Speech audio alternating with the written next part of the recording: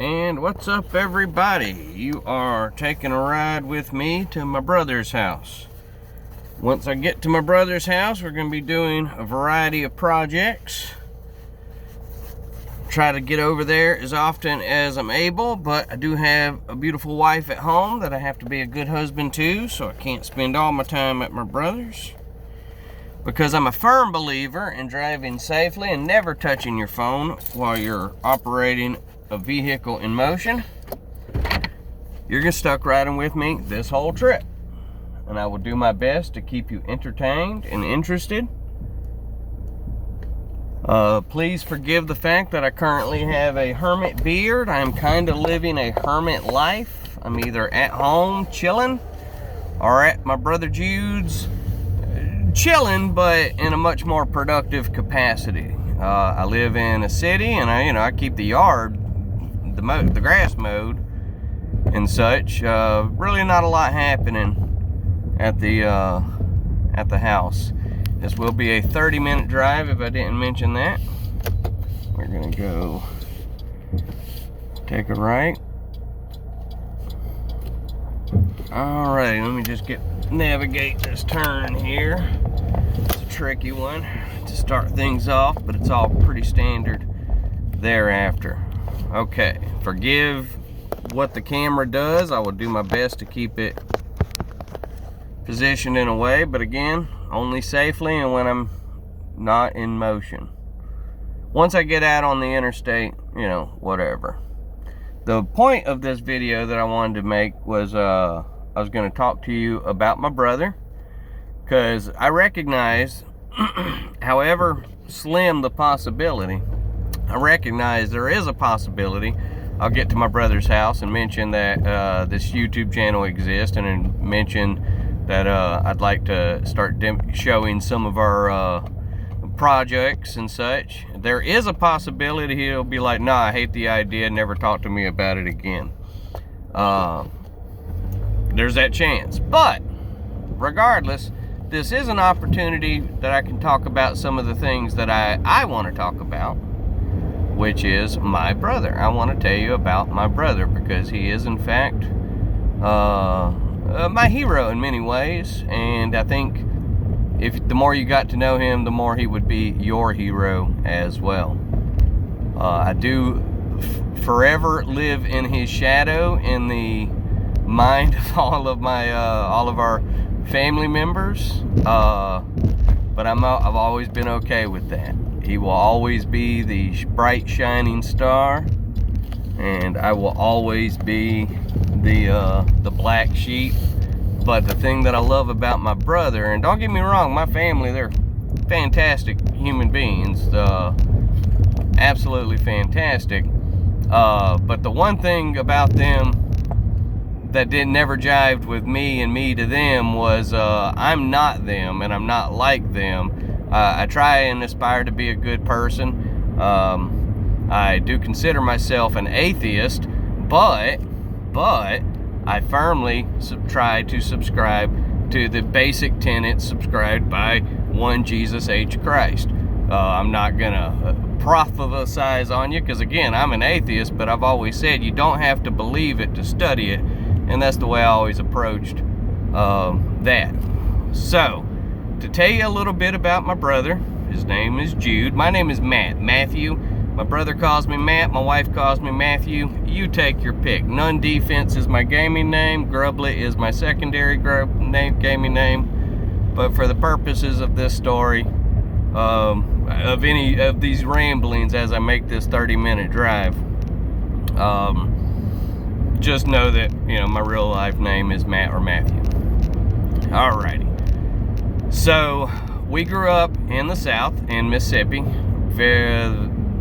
Very deeply religious part of the world at the time. That was we came up in the 1980s.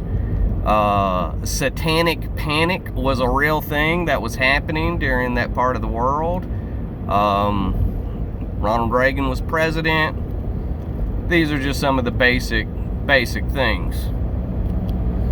We're going to be turning to get on the interstate. I will speak up, and if I find that the sound quality is so bad that it's not worth posting, there's no point in even me mentioning this at this point. So we'll see what happens. But first we got to get on the exit here. Alrighty. The speed limit in the state of Arkansas on the interstate is 70 miles an hour, but everybody drives it at 80. So yeah, you gotta be ready to get up there when you're on this road. Here we go. This is not a particularly fast vehicle, but it is fast enough to do the job. Very good. We are up to speed. Alright, hopefully the sound quality is good, and hopefully I'm not just screaming. So if I'm screaming at you from your perspective, I apologize. Bump the volume down. I'm working, I'm doing my best here, boss. Alright, I think I'm safe to do an adjustment. Hopefully that sticks. Gotta let it go. Alright, that's enough of that. Alright, so we grew up in Mississippi, and our family was very religious, but not the entire family. Our mother, bless her heart, she's no longer with us. She's a wild one. She was a wild one. She was something interesting. She was kind of doing her own thing. I am much more like her than any of my other two brothers, and that's kind of what makes me the outcast. What can you do? We'll get there. So, but the other half of my family, that's where, the deep-rooted religion comes from. So we grew up in a very balanced, screaming hippie on one side and conservative, perfect Christian Republican on the other side. So, we kind of were trading both waters at the time. 1980s, I should say, leftover hippie. So, yes, my mother was a hippie. And then she, like all the other hippies, had to grow up and get jobs, and she did. But the thing that I love about my brother is, despite all of my weirdities, as described by most of my other family members, Jude's always embraced it. Jude, he is the man. He's never asked me to be anybody other than exactly who I chose to be. And when life put me on a path that sent me in as opposite a direction of his path as possible, he was the one that was supportive. He was always all right with that. He would check in, ask questions, like, hey, how's the thing that you're up to? Like, he's always interested. And specifically, I don't want to get into it too deep, but specifically, I knew from a pretty early age that a certain leafy green substance was very important to me. Like, very important. And somehow, some way, I would work my way to a situation where I was going to have that situation under control. And this was in, the very conservative religious part of Mississippi, and with someone of that predilection, it took some time, but I worked my way into the societies necessary to procure the products that I'm describing. What can you do? I wanted it, I found it, and I worked with the groups that were able to get it. And whereas my brother Jude, he decided to go and join the Army. Salute. That was, in like the late 90s, right? So I was just coming of age. He was like 18 years old. He's older than me, but we're like a year and a half apart. My mother had us very close together. So, we're tight. But he went and joined the Army, and before you know it, his life was, his star was on the rise. His trajectory was nothing but up. And me, I still had some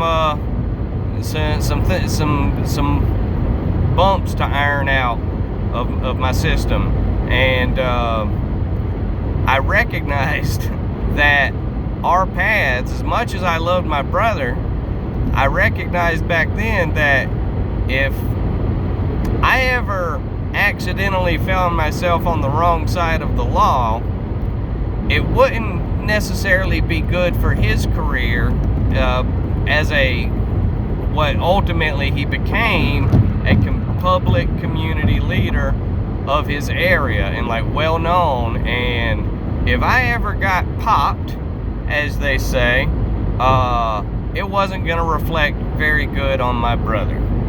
So I recognized I could not live near my brother anymore, because I was going to continue the path that I was on, but it would have broke my heart if it ever in any way affected my brother's career. So that was a choice that I made many, many, many years ago. Fast forward all these years,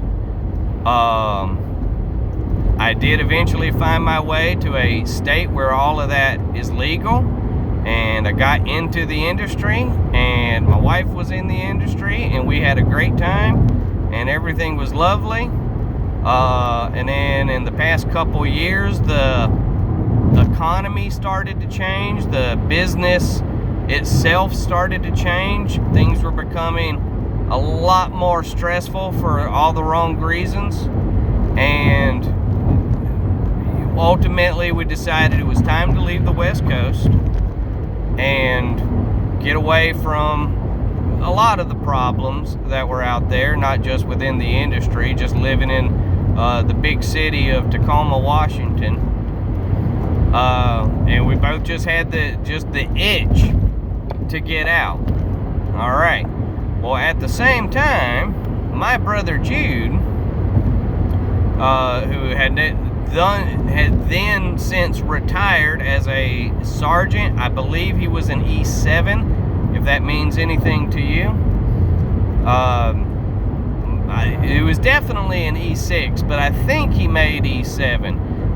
The best person to tell you about Jude's career is Jude himself, and hopefully you'll get the opportunity to hear about it. But in those years while he was like working full-time with the Army as he ultimately became a recruiter, he had gotten very friendly with the community there, and everybody. It was a small town, and ultimately he got very well known as the recruiter, and he became friends with the ROTC instructor at the high school. Like, they became like tight, like real life tight. And when that ROTC instructor was ready to retire from the job, he recommended Jude, my brother, take the job. So Jude retired from the Army and was immediately full-time employed as the JROTC instructor at the high school there. And so he went from a well-known community member to even more of a well-known community member, because now he's getting even more time hands-on with the parents, with the kids, with the councilmen, the city developers. He's in like this, and just everybody knew Sergeant Smith. Whenever I would go to visit him, I got many chances to witness it myself, of just how big of a fish in that small of a pond. And it was a decent sized city. Where I live is even smaller now. But again, his story is his story. I'm just giving you the basic overviews. He was a well-known local figure, and as always, I knew if I ever shared an area with him, if the thing that I'm describing, it wasn't 100% legal, we were going to have a problem, and the word would get out that Jude's brother got arrested for that devil's lettuce, and it just wasn't going to be good. But laws started changing, things started getting a little more progressive, and at the same time, Jude, my brother, decided it was time to leave his small pond and retire in Arkansas again. Like, this time retire from ROTC instructing. And he decided he wanted to come to Arkansas. And he got himself a little bit of property, and it's a beautiful piece of property. And somewhere in that, at the same time, my wife and I, we were trying to figure out how to exit the industry that we were in, and how to exit the West Coast, and where would we go, and what would we do, and all of these questions were being asked. And my brother Jude was like, well, I just finalized everything in Arkansas. Why don't you try to